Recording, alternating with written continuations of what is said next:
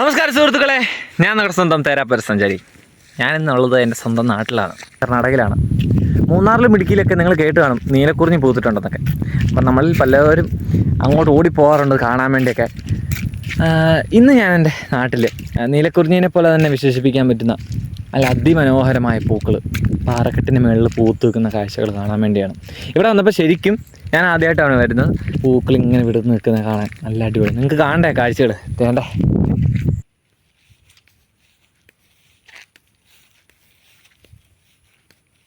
എന്ത് മനോഹരമാണെന്നറിയോ കാണാൻ. നീലയുമല്ല വയലറ്റുമല്ല, അത്രത്തോളം നല്ല ഭംഗിയുള്ള പൂക്കൾ ഇങ്ങനെ ഈ പാറക്കെട്ടിൻ്റെ മുകളിൽ ഇങ്ങനെ പൂത്ത് പുഷ്പിച്ച് ചിരിച്ചുകൊണ്ട് നിൽക്കുന്ന കാണാൻ എത്ര മനോഹാരിതയാണെന്നറിയാമോ. ശരിക്കും പറഞ്ഞാൽ ഈ പൂക്കളിൽ നിന്നൊക്കെ കണ്ണെടുക്കാനേ തോന്നുന്നില്ല, അത്രയ്ക്കും ഒരു ഭംഗിയാണ്, നല്ല രസമാണ്. കുറച്ച് പൂക്കളൊക്കെ എനിക്ക് തോന്നുന്നു വാടിപ്പോയി, കഠിനമായ വെയിലായിരുന്നു. ശരിക്കും പറഞ്ഞാൽ നല്ല ഭംഗിയുണ്ട് കേട്ടോ കാണാൻ. ആ ഒരു മൂല തൊട്ട് ഇങ്ങനെ തുടങ്ങി മുഴുവൻ പുഷ്പിച്ച് നിൽക്കുന്ന പൂക്കൾ കാണാൻ നല്ല മനോഹാരിതയുണ്ട്. കാന്താര, അതായത് ഋഷഭ് ഷെട്ടി സാറിൻ്റെ കാന്താര ആദ്യ ഭാഗത്തിലെ ചില രംഗങ്ങൾ നമ്മുടെ ഇവിടെ തന്നെ വെച്ചാണ് ഷൂട്ട് ചെയ്തിരിക്കുന്നത്. മിക്ക ഭാഗങ്ങളും ഇവിടെ അടുത്ത് തന്നെയാണ്, പക്ഷെ അതിലൊരു ഭാഗം ഈ പാറക്കെട്ടുകളുടെ മേളിൽ കൂടെ അവിടെ ഈ ഒരു ലൊക്കേഷനിൽ നിന്നാണ് ഷൂട്ട് ചെയ്തിരിക്കുന്നത്. കാണാൻ ഒത്തിരി ഭംഗിയുണ്ട്. കാഴ്ചകൾ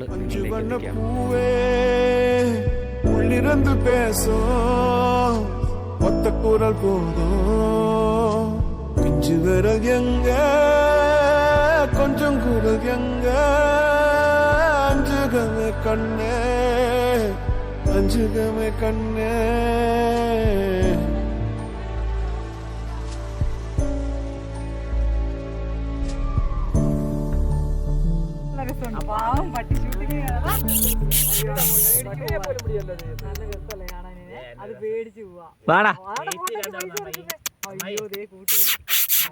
സുന്ദരാ വാടാ, എടാ വാടാ. അയ്യോട്ടോ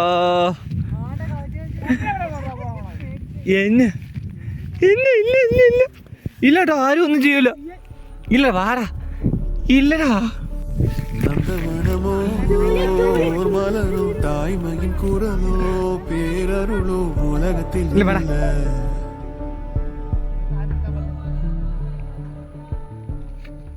എൻ്റെ കൂടെ വന്നവരൊക്കെ എന്നെ വിട്ടിട്ട് പോയി.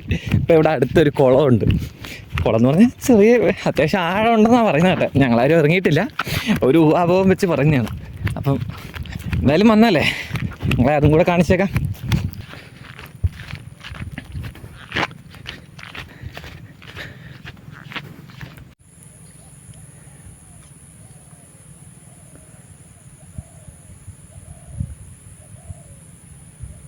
ഇവിടെ എങ്ങനെയാണ് ഇങ്ങനെ ഒരു തടാകം ഉണ്ടായതെന്നോ ഇതിൻ്റെ ഐതിഹ്യം എന്താണെന്നോ ഒന്നും എനിക്കറിയത്തില്ല. എന്നോട് ചോദിക്കുകയും ചെയ്യില്ല ആരും. വന്നു കണ്ടു, നിങ്ങളുടെ മുൻപിലേക്ക് ഞാൻ എത്തിക്കുന്നു.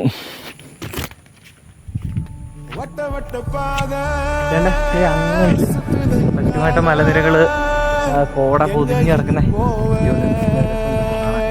ശരിക്കും ഇങ്ങോട്ട് നമ്മൾ അങ്ങനെ വലിയ എക്സ്പെക്റ്റേഷൻ ഒന്നും വിചാരിച്ച് വരല്ലേ. എന്നെങ്കിൽ പോലും പ്രകൃതിയുടെ ഭംഗി ആസ്വദിക്കാൻ താല്പര്യമുള്ളവരും അതിനെക്കുറിച്ച് കൂടുതൽ നമുക്കൊരു ഇൻട്രസ്റ്റ് ഉള്ളവരൊക്കെ വരുവാണെങ്കിൽ അതിൻ്റെ ആ ഒരു മനോഹാരിത ശരിക്കും നമ്മളെ അമ്പരപ്പെടുത്തും. അത് ഞാൻ ഉറപ്പ് വരുന്നു. കാരണം ഇവിടുത്തെ ആ ഒരു ഭംഗി അത് വർണ്ണിക്കാൻ പറ്റാത്തതും നല്ല മനോഹരമായ കാഴ്ചകളുമാണ്. വേറെ എന്തോ ഒരു മരുന്നേടിയാണോ പൂവാണോ എന്നൊന്നും അറിയത്തില്ല, നല്ല ഭംഗിയുണ്ട്.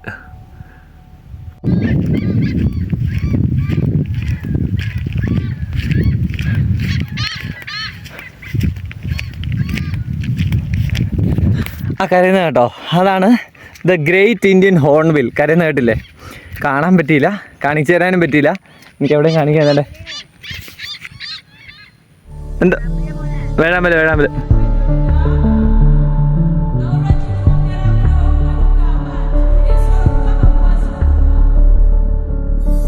നന്ദവനമോ മലരോ തായ്മയിൻ കുരലോ പേരരുളോ.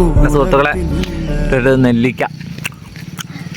നെല്ലിക്ക മരത്തിൽ നെല്ലിക്ക വറക്കാൻ ഇറി ഇങ്ങോട്ട്. വെറും കള്ളിയാ നീ. മതി മതി, ഒരെണ്ണം മതി. നോക്കാൻ വീഡിയോ എടുക്കാൻ വേണ്ടി എടുത്താ. നെല്ലിക്കുണ്ട്. ഇവിടെ വരേണ്ട ഡീറ്റെയിൽസ് ഒക്കെ ഞാൻ ഡിസ്ക്രിപ്ഷനിൽ എൻ്റെ ലൊക്കേഷൻ ഡീറ്റെയിൽസ് ഒക്കെ കൊടുത്തേക്കാം. ഇവിടെ വരുന്നവർ ശ്രദ്ധിക്കുക, പൂക്കൾ പറിച്ചെടുക്കാണ്ടിരിക്കുക. ഒപ്പം തന്നെ ചവിട്ടിക്കൊണ്ട് നടക്കാനോ അല്ല നിങ്ങൾ കൊണ്ടുവന്ന വാഹനങ്ങൾ ഇതിൻ്റെ മുകളിൽ കൂടെ ഓടിച്ച് കയറ്റാതിരിക്കാൻ ശ്രമിക്കുക. കാരണം ഇത്രയും മനോഹരമായ പൂക്കളെ, കാരണം ഞാൻ ഇതിലെ കൂടെ വീഡിയോ എടുത്തപ്പോഴത്തേനും ഞാനും കുറച്ച് പൂക്കളെയൊക്കെ ചവിട്ടിയിട്ടുണ്ട്, ഇല്ലെന്ന് ഞാൻ പറയുന്നില്ല. എന്നെങ്കിൽ പോലും നമ്മളെ കൊണ്ടാവും വിധം നമ്മൾ ഈ മനോഹാരിത കാത്തുപാലിക്കാൻ അല്ലെങ്കിൽ സംരക്ഷിക്കാൻ ശ്രമിക്കേണ്ടതാണ്.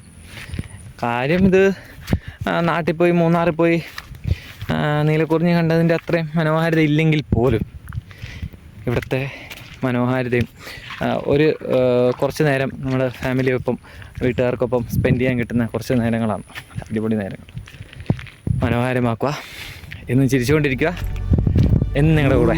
Explore the world, stretch your wings, then fly. തെര പരസഞ്ചർ.